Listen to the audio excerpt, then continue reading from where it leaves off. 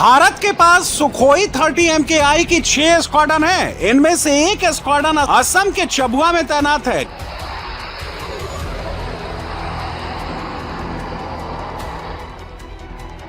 चबुआ airbase से emergency landing facility मोरन की दूरी सिर्फ 70 किलोमीटर है। टू फ्रंट वॉर में चीन इस लोकेशन को जाम करने की कोशिश कर सकता है। तेजपुर, जोरहाट को टारगेट कर सकता है।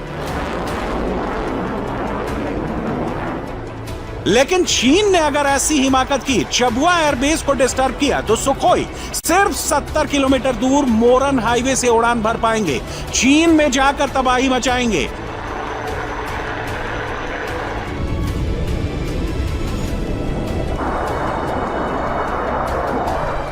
चीन ने तेजपुर, जोरहाट एयरबेस को छेड़ा तो दूसरी इमरजेंसी लैंडिंग फैसिलिटी से फाइटर जेट उड़ान भर लेंगे। यही वजह है कि नॉर्थ ईस्ट में इमरजेंसी लैंडिंग फैसिलिटी पर इंडिया का पूरा फोकस है और इसी ने चीन की नींद उड़ा दी है। जिनपिंग के होश उड़े हुए हैं।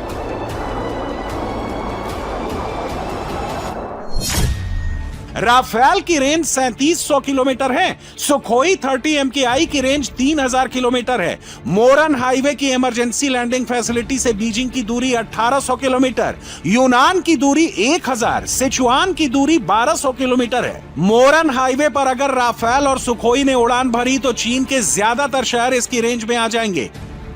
मोदी आज के युद्ध की तैयारी कर रहे हैं, जो सिर्फ इमरजेंसी लैंडिंग फैसिलिटी तक सीमित नहीं है। इसकी रेंज बहुत बड़ी है। इसकी रेंज में चीन और पाकिस्तान से एक साथ वॉर की पूरी पिक्चर है और इसमें सबसे बड़ा रोल होगा राफेल का।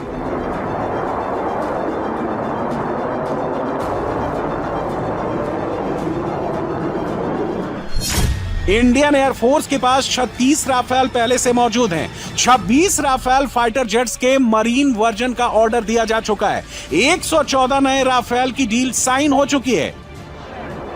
यानी इस बार मोदी पाकिस्तान पर 36 नहीं, पूरे 176 राफेल से अटैक करेंगे।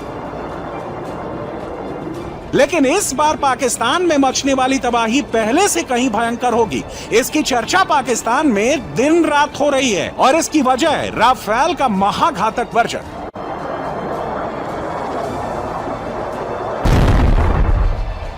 इंडिया के पास सभी राफेल का 3R वेरिएंट है, जिसे F4 वेरिएंट में अपग्रेड किए जाने की तैयारी चल रही है। इसके बाद राफेल महाविध्वंसक बन जाएगा।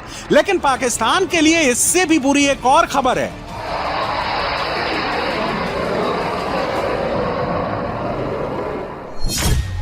भारत की फ्रांस के साथ 114 राफेल की डील करीब 3.25 लाख करोड़ रुपए में हुई है। इस डील में राफेल फाइटर जेट के अंदर ब्रह्मोस के नेक्स्ट जनरेशन वेरिएंट को ऐड करने पर सहमति बन गई है। फ्रांस ने इसे लेकर ग्रीन सिग्नल दे दिया है। कहा जा रहा है कि 114 राफेल में वेपन इंटीग्रेट करने की पूरी छूट इंडिया को मिलेगी।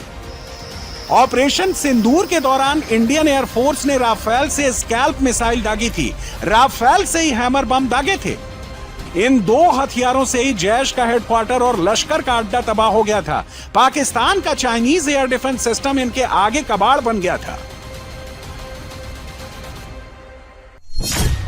राफेल फाइटर जेट्स में कुल 14 हार्ड पॉइंट हैं। राफेल के 5 हार्ड पॉइंट में बम फिट किए जा सकते हैं। इसके अलावा दूसरे हार्ड पॉइंट में हवा से हवा में मार करने वाली मीटियोर मिसाइल, हवा से जमीन पर मार करने वाली scalp missile, hammer missile, AM-39 Exocet anti ship missile fit की जा सकती है। सोचिए, अगर राफेल में स्वदेशी ब्रह्मोस एनजी लग गई तो पाकिस्तान का क्या होगा? राफेल और ब्रह्मोस की जुगलबंदी से मुनीर के आतंकी अड्डों का क्या होगा? पाकिस्तान में कितनी तबाही मचेगी?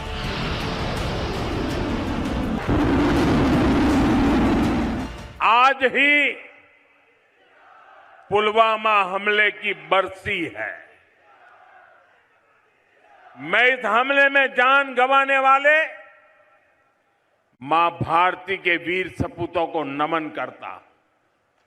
इस आतंकी हमले के बाद भारत ने जिस तरह आतंकियों को सजा दी, वो पूरी दुनिया ने देखा है। और कुछ लोग तो आज भी कांप रहे हैं। अभी आपने भारत की ये शक्ति ऑपरेशन सिंदूर में भी देखी है। ऑपरेशन सिंदूर के दौरान भारत ने पाकिस्तान के 11 एयरबेस तबाह किए थे। उस वक्त भारत ने सुखोई 30 MKI का यूज किया था। सुखोई 30 MKI में ब्रह्मोस इंटीग्रेटेड है, लेकिन अब यही पावर राफेल को भी मिलने जा रही है।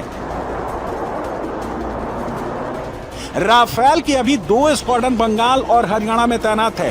बंगाल की स्क्वाड्रन चीन को ध्यान में रखते हुए बनाई गई है। हरियाणा की स्क्वाड्रन का टारगेट पाकिस्तान है। 114 राफेल मिलने के बाद कम से कम 6 स्क्वाड्रन बढ़ जाएंगी। चीन, पाकिस्तान, बांग्लादेश बॉर्डर पर राफेल की पहरेदारी भी बढ़ जाएगी।